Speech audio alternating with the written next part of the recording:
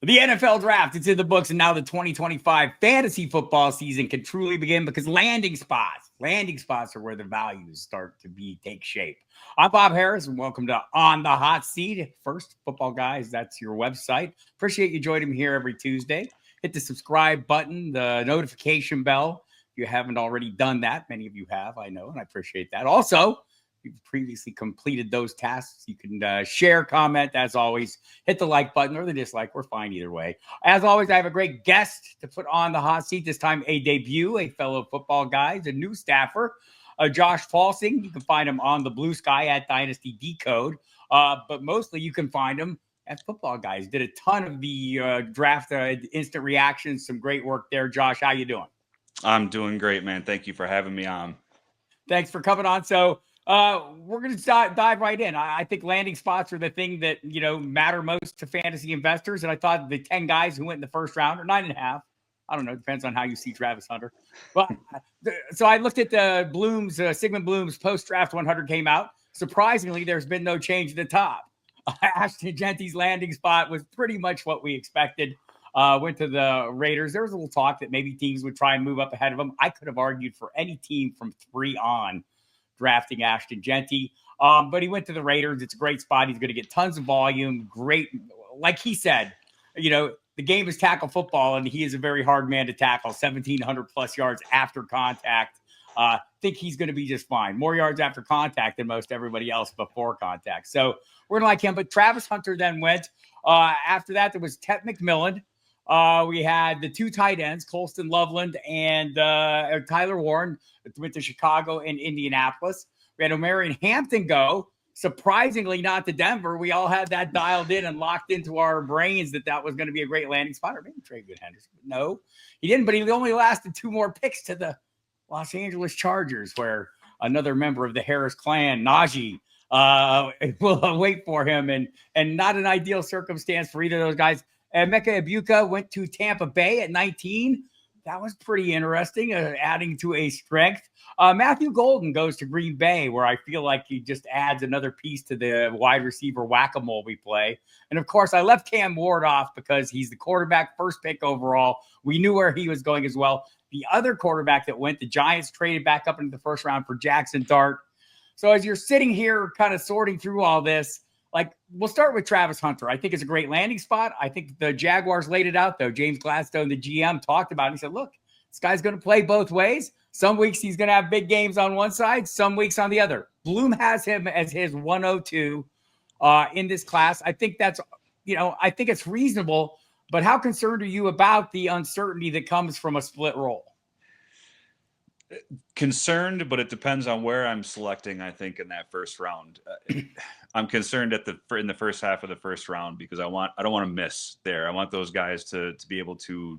I need to get the value out of those picks, and I don't know that Hunter, his actual traits are going to be what makes him a miss. It's going to be the usage probably, right? And I don't. I just was on the clock at 1-9 in my first post-draft rookie draft, and he went right before me. And I was thinking hard about taking him at 9 in the back half of that first round because of the upside. What scares me, though, is that what if he actually is as good as we think he is on both sides of the ball? And that limits him on both sides of the ball, right? I mean, he's going to have to rest at some point. And you won't see the production fade on the defense. You'll see it in the counting stats on the offense, I think. And so if he's really good, if he's the unicorn we think he is, then I fear that he kind of caps out at that wide receiver 2, on offense. And I'm afraid to use an early first on that, I think. So that being the case, I'm in a dynasty league where we draft our rookie draft before the NFL draft.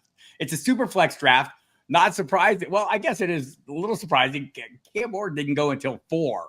Right? In a super flex, that's a little unusual. Yeah. Hampton went ahead of him. Hunter went as well. And, of course, Ashton Genty. Or no, Tyler Warren went because it's a tight end premium. My bad.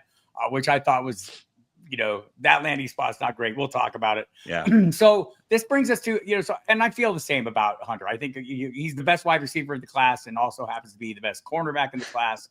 And he's going to get used that way. I don't think Brian Thomas Jr. is a concern, or either way, the Hunter isn't a concern for him, nor Thomas Jr. concern for Hunter. It's more of the usage.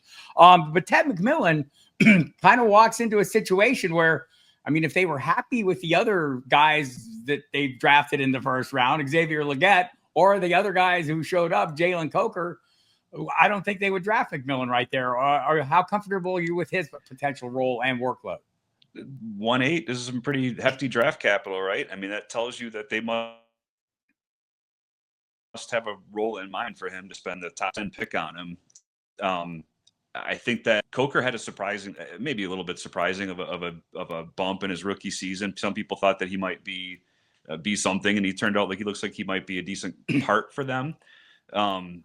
Legette, I don't know yet. And so if McMillan comes in, I think this is mostly about Bryce Young. I think that for them, this is all about just getting Bryce Young weapons. So I think that they believe in McMillan if they're taking him at the 1.8, but I think more importantly, what they're trying to do is they're telling us Bryce Young's our guy and we have to get some people around him. So I think the value for him, do you trust the ascent we saw from the Kansas City game on last year where Bryce Young started playing like the first pick overall, started doing the things they said he could do when they drafted him, the quick processing, all the things, because, look, not a big physical player, has to get around. They did shore up the offensive line, but I thought he made those moves. I do like McMillan a little bit.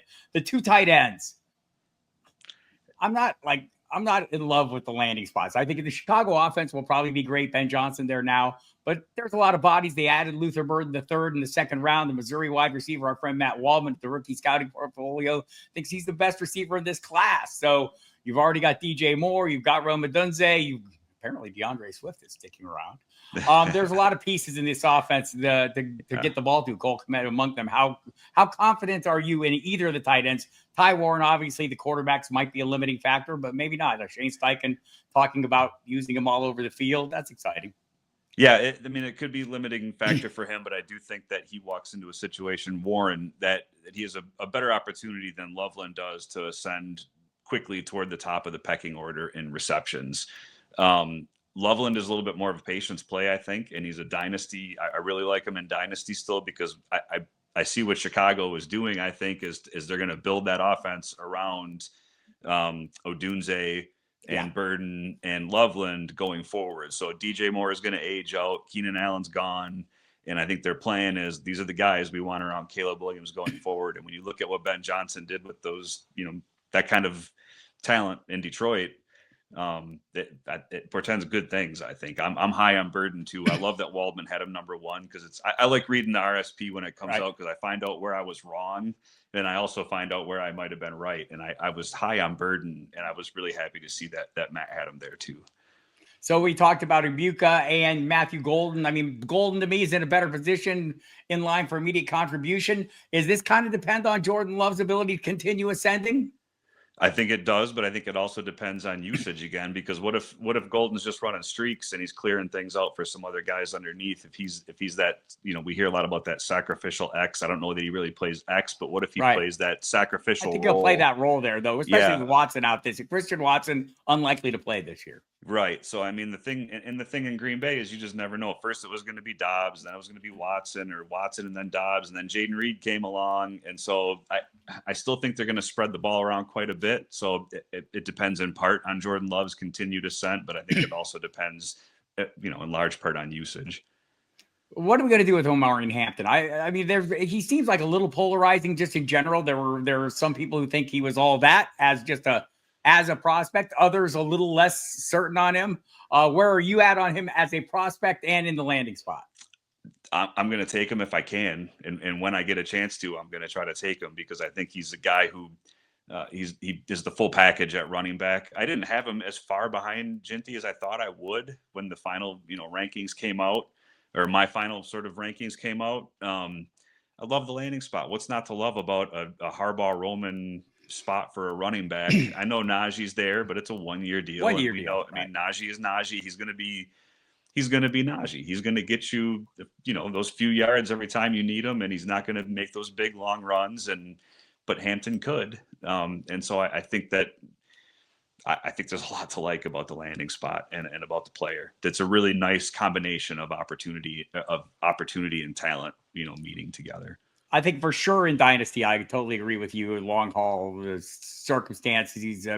I like Najee. I have a lot of best ball shares, pre-draft, pre-NFL draft best ball shares, just based on an improved offensive line, better quarterback play, just a better offense than he played with in Pittsburgh. But this kind of definitely casts a pall on those. And I do think Hampton is a decent play going forward. There are some other backs, though, I feel that like went in the second round that are in a better situation. And you talk about landing spot, the difference it can make just 2 picks apart, the 2 Ohio State guys.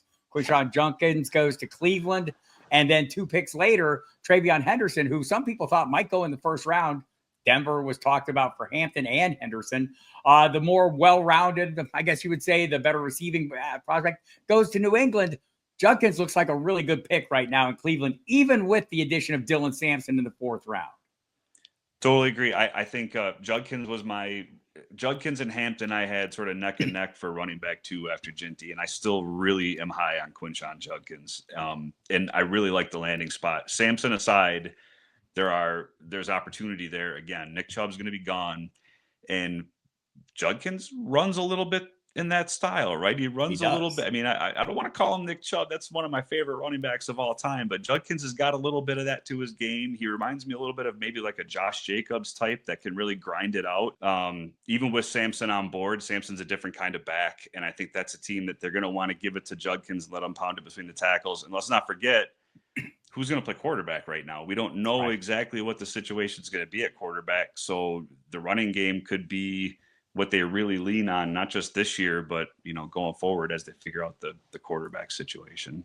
Right. So Henderson goes to the Patriots. I don't know that Ramondre Stevenson's an insurmountable obstacle, but he's an obstacle. How do you feel about him short and long term? I think I like him more long term because I think there is a little bit of clutter there in the backfield between Stevenson and Gibson, and so I think he's got some people he needs to work around, being Henderson, to get those snaps. But man, I really do like his talent and I like his speed. I like the notion of pairing him up with Drake May and giving him that running mate in the backfield, and so I think I like him a little bit more long term than I do short term as a dynasty, more than a redraft. But I like the spot for him, and I like the talent and the ability to grow with a young quarterback. Yeah, I think the pass protection is huge, right? Guys that come in that can pass protect gives them a path to workload as a rookie. If you can't pass protect, you ain't playing. The one that interests, I guess the guy that's caught the most fire or who seems to land in the most fortuitous spot is RJ Harvey. Goes to Denver. I wonder if it really is the most fortuitous spot, or we just think it is because we expected them to take it back in round 1. They waited till round 2. They get Harvey, joins Jaleel McLaughlin, Audric Estime, Tyler Batty, Blake Watson are all there. But the Broncos seem to really like him. How much do you like him, Josh? I like him enough that I took him at 1-9 in a rookie draft today. So I think, and I had my eye on Judkins, and I couldn't get Judkins there. But I like Sean Payton running backs. I know that there's some frustration comes with that. I know sometimes you're not sure who it's going to be week to week. But with Javonte gone, I think Harvey comes in and is maybe the most talented back on the roster as he walks in. Estime's all right, but I think Harvey's got some things that Estime doesn't have. McLaughlin is the one that worries me because you might find a role for Estime and you might find a role for Harvey, but then McLaughlin comes in and does the Sproles thing that Peyton used to do, where it's this third running back out of nowhere that's going to score the points. And so I'm concerned a little bit about that, but I love the player. And I think that the fact that they took him in the second round, and Sean Payton must see something he likes in him, and I think he's going to get a chance. Yeah. I agree. George Payton, the GM, they talked about him being a home run hitter. They loved his plus carries of 10 plus yards. So they do have some expectations for him. Timeshares are not unusual in Sean Payton's offense, though. So we'll see. Seems like a timeshare coming in Pittsburgh. Caleb Johnson taken in round 3. Like the player, like the size, like where he landed. Right now, Jaylen Warren is there, Cordero Patterson in the mix too. How long do you think it'll be before he establishes himself in a primary role, or is that not in the picture for him? I don't know if it'll be the primary role because we still have Jaylen Warren there to deal with. And so I think what they discovered was that Jaylen Warren plays a role for them that they really like and they want to keep there, and that's why they kept Jaylen Warren around. They tendered him and they kept him because they trust his role. And so I think that he's always going to have a piece of that offense, of that backfield.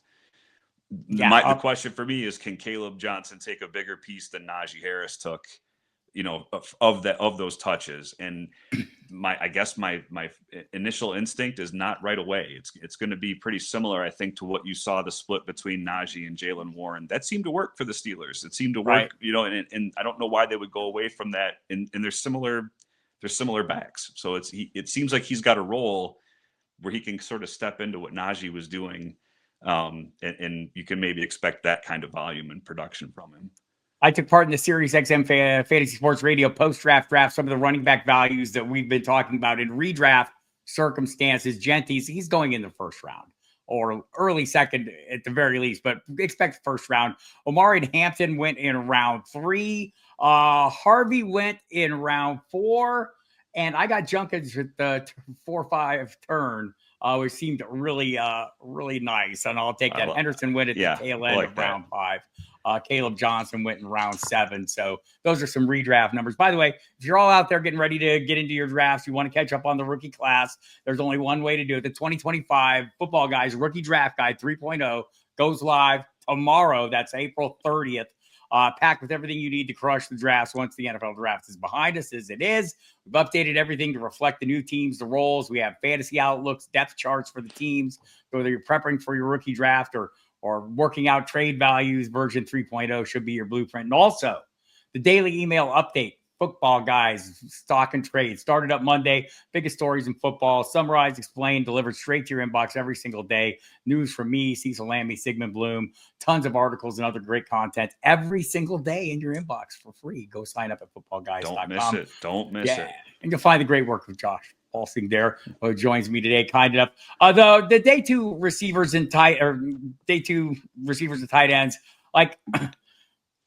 my favorite landing spot is Trey Harris to the Chargers. I think over time that's going to be a super nice spot. Jaden Higgins, the Iowa State teammates Higgins and Jalen Noel go to I'll say it right. Go to the Houston Texans. How do you see the Harris and the two Texans? They seem to be in good spots. Can they all excel? I think so. I think there might be some patience required, though. I think, especially with the Chargers and Trey Harris, the first thing that tells me is they must really not be enamored with Quentin Johnston, this current staff. And so I think there's an opportunity for him opposite McConkey to really have a role. Trey Harris, and he's got the size and he's got the speed. He doesn't always show it, but it's there. And if the Chargers can pull it out of him with a superstar quarterback, a good running game, a solid offensive line, it's all set up for him there. But there could be some growing pains as he's getting acclimated to the NFL. In Houston, they remade their entire receiving core in an off season. It's crazy. But I love that they have this young quarterback. They have a scheme and a coaching staff that seems to be solid and stable.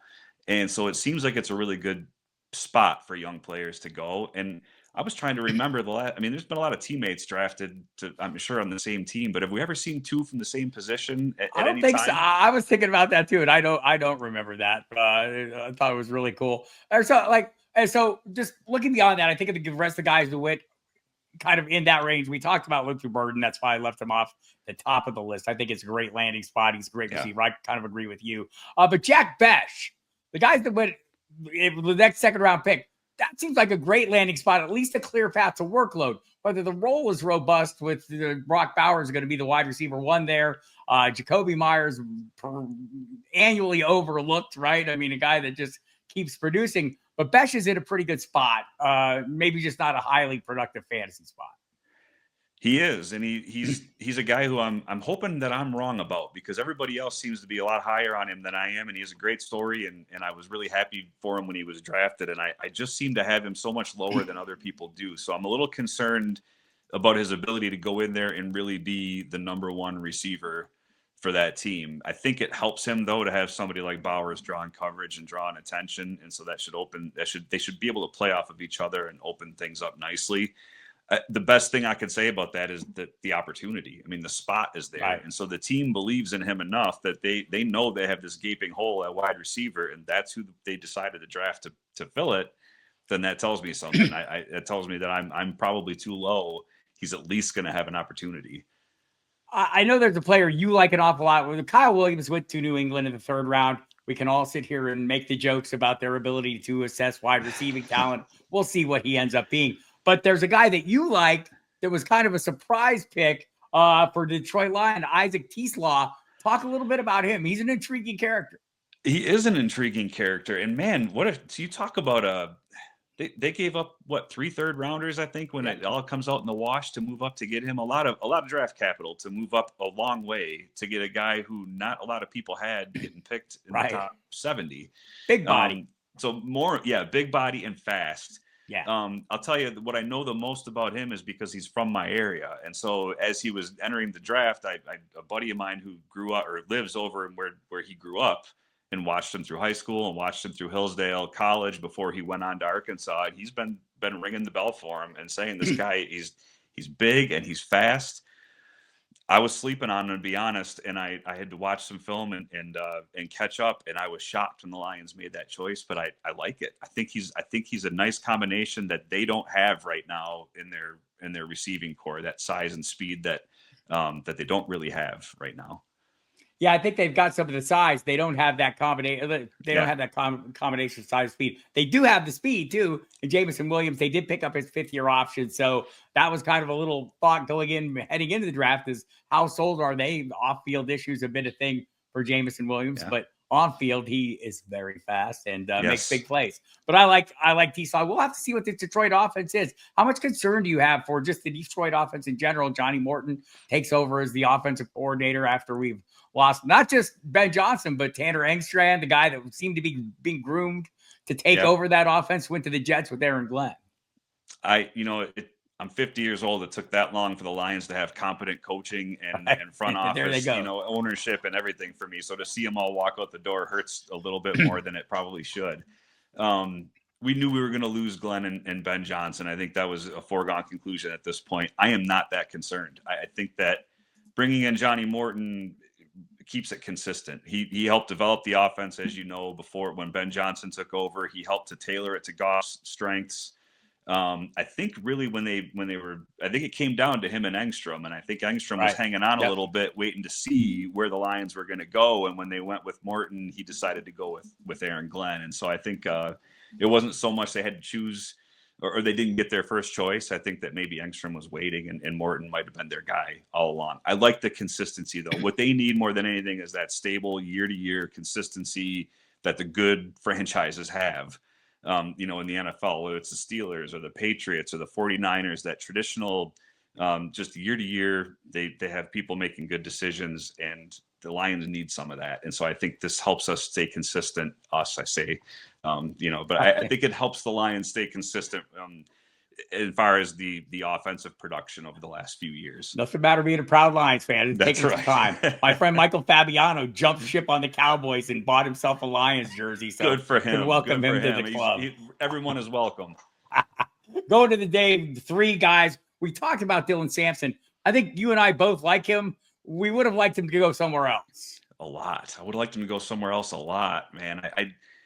It's a deep running back class, but it's really less deep when 2 of them go to the same, when they start to go to the same team. I'm not worried about him, though. I think there's a role there for him. I think there's an opportunity for him and Judkins both to play and get touches. I think it might be a little bit, though, because Jerome Ford is still there. And so I can see a scenario where Sampson almost gets a red shirt this year. He's only, I think, 20 or 21. He's really young. Yeah. And so I could see them maybe redshirting him or using him in a role this year, a 3rd down role type of thing, and sort of running Jerome Ford out, getting all the tread off of those tires and sending him out the door. So next year they got their 2 young running backs kind of fresh. I can see that as well. I see maybe a similar thing in Cincinnati with Taj Brooks as well, like in an eventual role, but maybe not immediate. I want to hit some guys, some day 3 players that you really like. Let's do quick hitters here on these guys. Sure. Torrey Horton goes to Seattle. Give us some thoughts on him. Yeah, and he goes, again, he's the 5th round, but he's another guy. I think what these guys have in common, a lot of them, is that Seattle traded up to get him. And so what I'm curious about there, I had Horton scored pretty high in my initial set of rankings. Even after the draft, I want to say he was probably in my 2nd tier of receivers.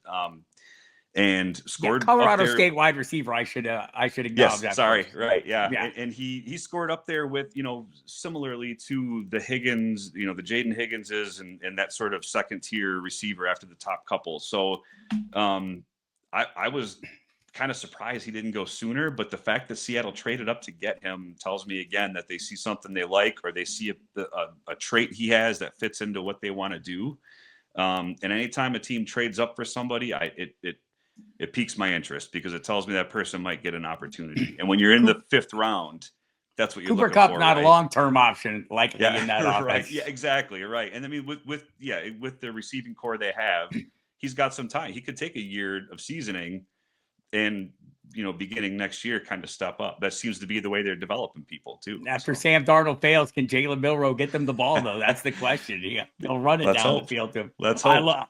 I like some of the moves the Seahawks have been making quietly. The Miami Dolphins got another guy that you like, Ollie Gordon, the Oklahoma State running back. Your view of him?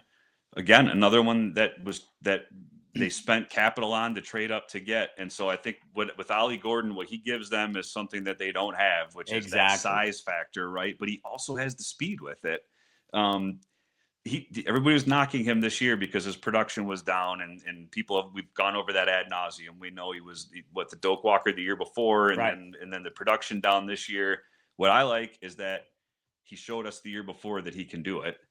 And so we've seen the production in college, and he comes into a system that really likes to utilize speed and doesn't have anybody quite like him on the roster. I think he just, even as a sixth rounder, I think he has a great opportunity there. Maybe not at first. I'm talking Dynasty mostly here, but I think he has an opportunity there to make some noise. I too am a simple man here. I like to go back to my Sesame Street analysis. One of these things is not like the other, often works out well for players. One player who kind of is like the others, though, is Jalen Royals. Wide receiver goes to Kansas City. As a long-term play, Juju Smith-Schuster getting up there. Hollywood Brown, probably not a long-term option either. What's the long-term outlook for Royals other than playing with Pat Mahomes, which seems pretty good?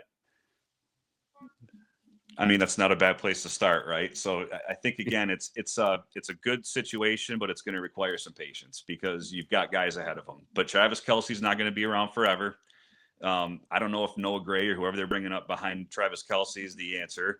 Like you said, Hollywood will be gone, Juju will be gone, and they've got Rashee Rice and Worthy with who knows what kind of troubles between them coming up into the future, right? Correct. And so Royals is a guy who I had rated pretty highly.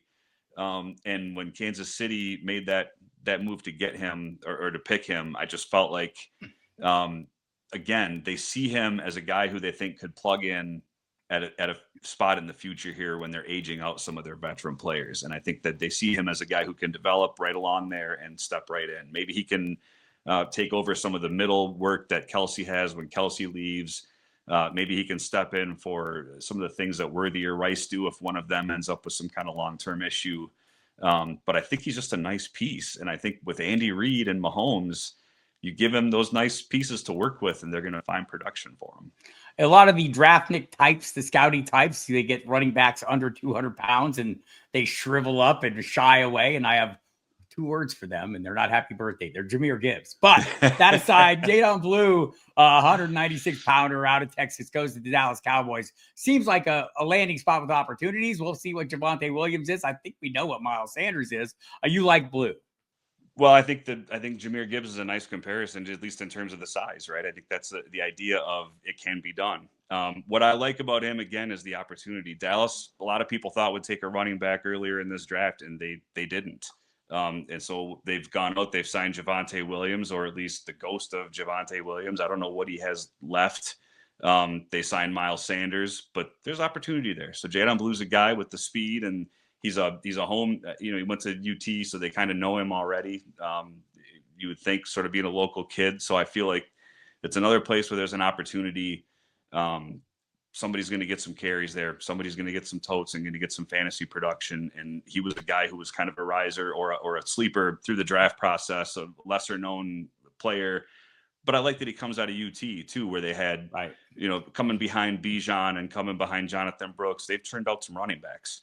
over these last few years. And so I think he's story. had some good coaching. I think he's had some good people in the room with them, and he's got a nice opportunity. Running backs always appeal to us because it's the position where guys can just show up out of nowhere, and he's not showing up just out of nowhere. None of these guys are. So, Josh Fahlsing, if I give you one late round guy that you can stash everywhere in your dynasty teams, is it one of these guys we talked about? You can pick him. If it's somebody else you want to go off the board, go ahead.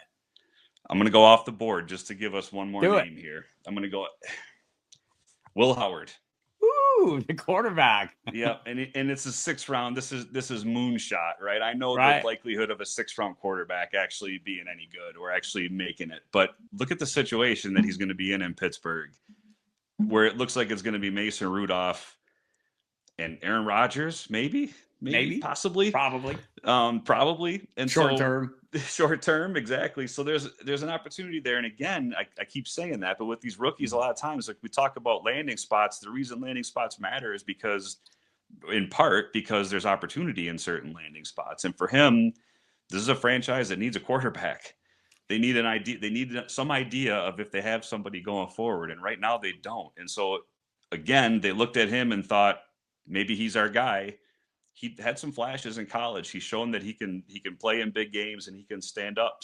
I'm not saying you're wrong, and I'm not against this one at all. All right, Josh, I want to thank you very much. Remember, landing spots aren't everything, but they absolutely shift the odds. And you can find Josh on Blue Sky at the Dynasty Decode. So check him out there.